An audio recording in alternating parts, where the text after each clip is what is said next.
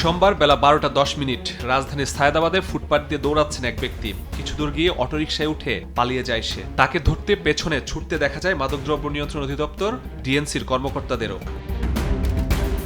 মাদক বিরোধী অভিযানে আটকের পর ওই ব্যক্তিকে তল্লাশি করতে গেলে পকেট থেকে পিস্তল বের করে গুলি ছুটতে ছুটতে পালিয়ে যায় ওই ব্যক্তি। এর মধ্যে একটি গুলি খিলগাঁও জোনাল টিমের ইন্সপেক্টর সিদ্দিকুর রহমানের পায়ে লাগে। পরে তাকে উদ্ধার করে নেওয়া হয় ঢাকা মেডিকেলে। ঢাকা মেট্রো সাউথের যে প্রায় 7টি ইউনিট একসাথে করে একটা অভিযান, বিশেষ অভিযানের অংশ হিসেবে আমরা সায়েদাবাদ এলাকায় গেলে সায়েদাবাদ যে রেল স্টেশনটাতে ওখানে আমাদের গাড়ি নামার পরেই আমরা একজন সন্দেহভাজন ব্যক্তিকে আমাদের inspector Siddiqur Rahman Khilgaon circle inspector challenge করলে বা তাকে জড়িয়ে ধরতে গেলে সে তার পকেট থেকে পিস্তল বের করে তাকে পরপর 4 রাউন্ড গুলি করে। চিকিৎসকরা জানান গুলিটি এক পাশে লেগে অন্য পাশ দিয়ে বেরিয়ে গেলেও সিদ্দিকুরের অবস্থা স্থিতিশীল। আমরা তাকে জরুরি ভিত্তিতে ঢাকা মেডিকেলের ইমার্জেন্সিতে নিয়ে আসি। আপনারা দেখছেন, আপনারা নিজেও রোগীকে দেখেছেন।